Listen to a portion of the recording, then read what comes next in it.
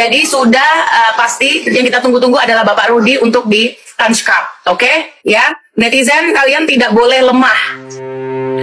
Halo, selamat datang di channel Suara Hati Sang Istri. Nah, untuk reaksi kali ini yang menarik di kasus Vina, kita ikutin proses persidangannya 6 terpidana kemarin-kemarin, ya kan?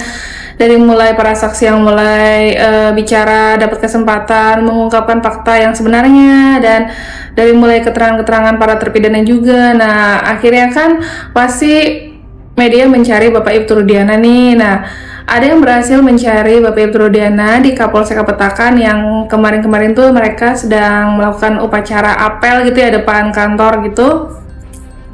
Dan setelah selesai Bapak Ibtu Rudiana ini diwawancarai, ya kan. Di sini tuh Bapak Ibtu Rudiana berusaha untuk menghindar sedikit atau mungkin sibuk beneran, nggak ada yang tahu ya. Kita simak langsung aja seperti apa sih pertanyaan-pertanyaan yang bisa dijawab oleh Bapak Ibtu Rudiana. Dan itu tuh pasti ujung-ujungnya beliau pasti meminta bantuan pengacara kan. Nah, kita simak langsung aja dan jangan lupa komen. Pak Rudiana, mau nanya dikit dong, boleh dong bisa tanggapannya soal kan sekarang lagi bergulir sidang peninjauan kembali para terpidana. Nah, Pak Rudiana sendiri itu gimana tanggapannya? Kaitan ini karena saya sudah ada lawyer, mungkin Mbak nanti bisa menghubungi Bang Pitra aja Mbak ya. Ya seperti itu aja. Kalau dari Pak Rudiana sendiri, gimana tanggapannya? Kan sekarang lagi bergulir tuh, sidangnya lagi jalan di Pengadilan Negeri Cirebon. Tanggapan saya sih mungkin intinya kita menyesuaikan aja ya. Artinya silakan nanti lebih banyak ke Pak Pitra. Karena kita sudah ada lawyernya. Ya, gitu aja ya. Ya, sedikit aja Pak Rudiana lah. Saya mau nanya soal yang 2016 itu. Kan sekarang mungkin Pak Rudiana sendiri mengikuti bagaimana banyak banget versi lah ceritanya nih, termasuk juga dari Pak Rudiana. Saya mau nanya dua hal aja dari Pak Rudiana. Satu, mengenai yang paling penting ini ditanyakan, apakah waktu itu 2016, semoga Pak Rudiana berkenan menjawab nih, 2016 itu Pak Rudiana membuka peluang penyebab mati Eki dan Vina adalah sebab lain. Itu satu, sebab lain kemungkinan kecelakaan, itu satu. Yang kedua adalah sebab lain bukan oleh geng motor yang saat ini lagi di proses sidangnya, itu ada nggak? Kali saya sampaikan ya, mungkin baiknya Mbak langsung ke lawyer aja, gitu aja. Oke. Gak apa-apa, nanti jauh-jauh datang dari Jakarta nih Pak Rudiana. Langsung. Oke, makasih ya. Dikit aja Pak, dikit aja Pak. Ada kegiatan lain. Pak Rudiana dikit aja Pak. Udah ya, makasih ya. Makasih ya Pak. Di sini kelihatan banget ya Bapak Ibtu Rudiana berusaha untuk tidak menjawab secara signifikan atau spesifik karena apa dan lain-lain yang kaitannya sama geng motor atau arahnya ke pembunuhan, ke pemerkosaan ya. Tapi lagi-lagi pasti dia dihandle oleh pengacara yang bernama Bang Pitra. Nah, tapi sampai saat ini Bang Pitra juga belum bisa menjawab apa-apa ya. Bang Pitra juga mungkin belum sampai ke tahap pengadilan nanti. Nggak tahu seperti apa hasilnya sama Bang Pitra ini yang akan membantu Bapak Ibtu Rudiana ya. Dan Bapak Ibtu Rudiana di sini tetap santai, tenang, bekerja seperti biasa ya kan. Walaupun di luar sana banyak banget media yang membicarakan Bapak Ibtu Rudiana kan. Apakah keterlibatannya seperti yang dibicarakan oleh para terpidana ya kan, sampai menyiksa dan lain-lain ya. Kalau dari sisi seorang ayah yang waktu itu kehilangan anak yang meninggal, pasti adalah muncul emosi. Tapi mungkin kalau sampai oknum penyidik ikut sampai apa sih istilahnya emosional tinggi gitu ya, menganiaya para terpidana, itu mungkin penyebabnya. Nggak tahu juga nih kasusnya seperti apa nanti, arahnya tetap ke kecelakaan. Dan Bapak Ibtu Rudiana dapat tindakan pelanggaran kode etik atau hukuman dan lain-lain, itu masih gelap lah, masih belum tahu, belum jelas gitu kemana arahnya. Yang penting usaha dari pengacara Bapak Otto Hasibuan dan tim Peradi itu ingin 6 terpidana ini dan ditambah Sudirman jadi 7 tuh segera bebas ya, dan bisa dibuktikan oleh nopum-nopum yang mereka tuh bukan pelakunya. Mungkin arahnya ke sana dulu aja. Tapi kalau untuk Bapak Ibtu Rudiana masih nggak tahu nanti arahnya kemana. Gitu guys. Jangan lupa komen ya. Nah, lanjut lagi. Ini dari suara hati netizen nih sampai berkomen nih mengenai jawaban Bapak Ibtu Rudiana ya. Komennya cukup menggelitik. Nah, seperti apa sih? Dia ada dikit aja Pak. Udah ya, makasih ya. Makasih ya Pak, makasih ya, makasih ya, makasih Pak, makasih. Dah mau kemana sih buru-buru? Ditanya itu sama wartawan. Jawab dong, gentle dong. Kok takut sama wartawan?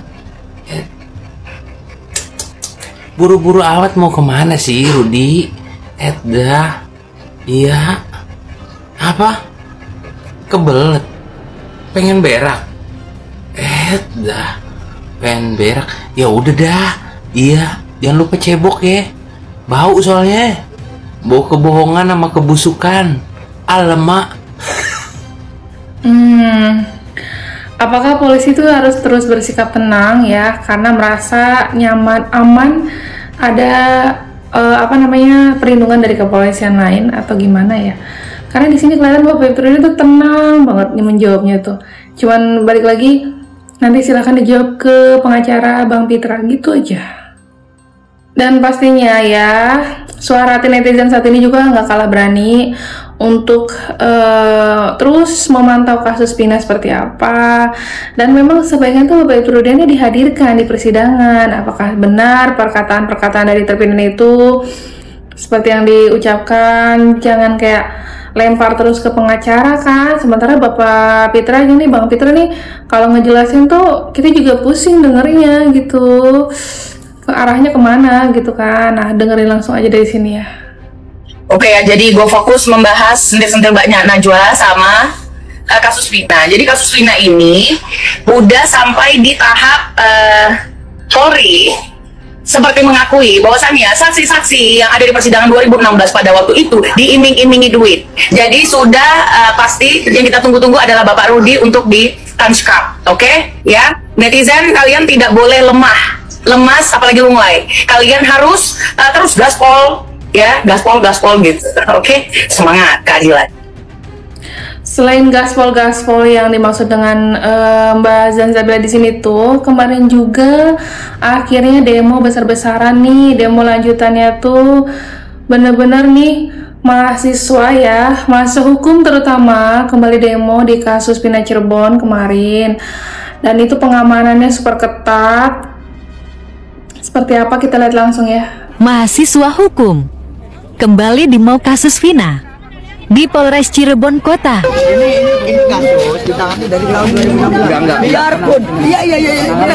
Biarpun, biarpun penanganan ini bukan di sini, penanganan ini bukan di sini, tapi lokus kejadiannya ini di sini. Sedikitnya Bapak harus bisa memahami terkait apa yang ada di sini. Bentar. Pak, jadi intinya ini kita nggak mau dilayani, nggak bisa nih kita minta tolong. Disimpan doang, Pak.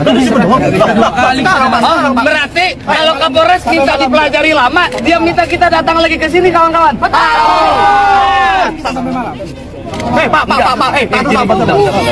Gini Pak, ya yang pertama kita tahu kasus ini per hari ini sudah ditangani oleh Polda. Itu tidak lebih dan tidak kurang hanya soal 3 DP itu Pak. Itu yang pertama. Dan Polda telah menyatakan 2 DP itu fiktif. Itu yang pertama. Terus yang kedua jadi gini Pak. Kita kan lihat yang pertama, penyidik waktu itu Polda apa Polres ini Pak? Iya bentar dulu. Kita nanya, kita jawab bentar. Kalau yang Kapolres nggak bisa datang, yang pertama penyidiknya siapa? Di sini kan, Polres ini. Nah, tapi di sini kan, Polres ini kan jadi penyidik bukan dari Polda. Nah, jadi tolong, udah, ayo kita mundur dulu. Ternyata sampai detik ini kepolisian Cirebon Kota tidak mau transparan dengan kita mahasiswa. Betul. Salut sih sama mahasiswa hukum Cirebon ini. Mereka berani speak up, mereka berani menanyakan tentang kejelasan 3 DPO yang sebelumnya mahasiswa hukum terpidana kembali demo kasus Vina tapi ternyata di Polres Cirebon Kota. Itu kan berawal dari Polres Cirebon ya. Biarpun penanganan ini bukan di sini, tapi lokus kejadiannya ini di sini. Sedikitnya Bapak harus bisa memahami terkait apa yang ada di sini. Pak, jadi intinya ini kita nggak mau dilayani, nggak bisa nih kita minta tolong. Dan Berarti dilihat dari Kalau Kapolres kita dipelajari lama, agak-agak dia minta kita gemeteran. datang lagi ke Nah, sini, itu kawan-kawan. polisi berusaha. Yang penting nggak sampai rusuh dan Gini Pak, ya yang pertama dan mahasiswa pun berusaha untuk mundur dengan kelompok yang terus berupaya untuk mendesak kepolisian membebaskan tujuh terpidana dan mencari jawaban siapakah 3 DPO yang sempat ada di BAP lalu dihilangkan di Polda.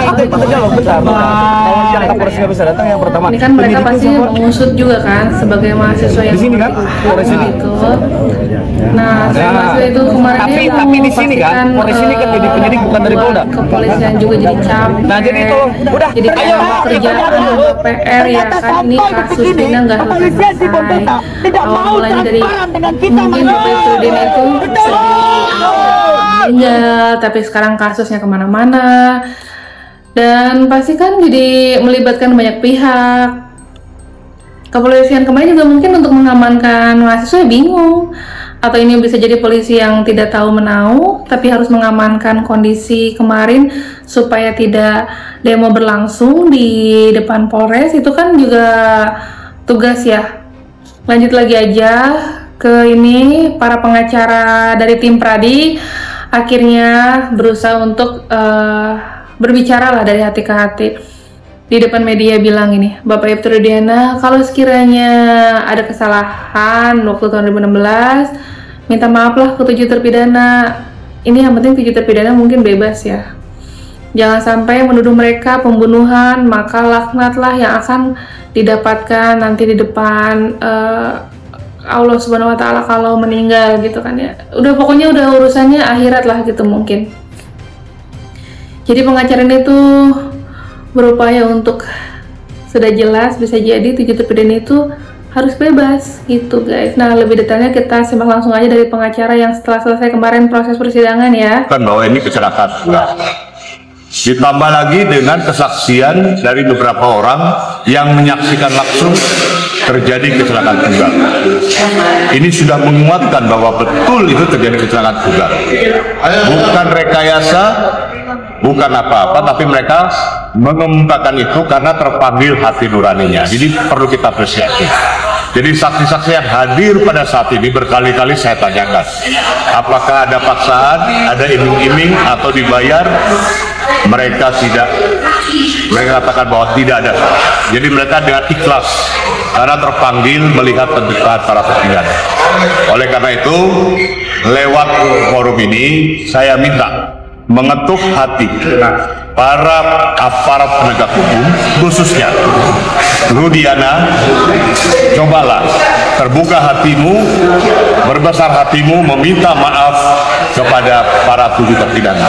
Kalau kau meminta maaf, insya Allah segala apa yang telah kau perbuat akan diberkahi Allah Subhanahu wa Ta'ala. Tapi kalau kau mengeraskan hatimu dan tetap menuduh mereka, maka laknatlah yang akan kau dapatkan dari Allah Subhanahu wa Ta'ala. Dan kepada yang mulia Majelis Hakim TK Mahkamah Agung, kami ketuk hati nuraninya, lihatlah fakta yang terjadi pada persidangan saat ini. Saya kira itu. Terima kasih ya. Terima kasih ya. Saya mau ajak Mega dan Widi untuk wawancara dengan pengacaranya. Ada yang mau? Yang mau ya? Yuk, Mega, Widi, sini. Ya gitu guys, karena kan Mega dan Widi juga jadi salah satu saksi ya. Tapi pengacara ini fokusnya untuk meminta Bapak Ibtu Rudiana meminta maaf gitu kan. Apa bisa Bapak Ibtu Rudiana meminta maaf sementara tadi aja masih mengelak atau mungkin menghindar dari pertanyaan-pertanyaan wartawan ya kan. Sulit untuk diminta keterangan dan pasti mengandalkan pengacaranya Bang Pitra. Nah, Bang Pitra ini tinggal nanti harapannya bisa nggak mengupayakan kliennya ini tuh tidak bersalah. Ini bukan soal bersalah atau tidak bersalah ya, tapi baiknya mencari keadilan. Kalau 7 terpidana ini bukan pelakunya ya segera dibebaskan. Itu sih harapannya ya. Kalau ada pelaku lain mau dihilangkan atau ditemukan kan nggak tahu juga. Ini bener-bener antara murni kecelakaan atau kecelakaan yang dibalut pembunuhan juga belum pasti. Nanti hasilnya seperti apa, simak terus aja di update channel Suara Hati Sang Istri ya. Makasih udah nonton, mohon maaf kalau ada kekurangan. Bye.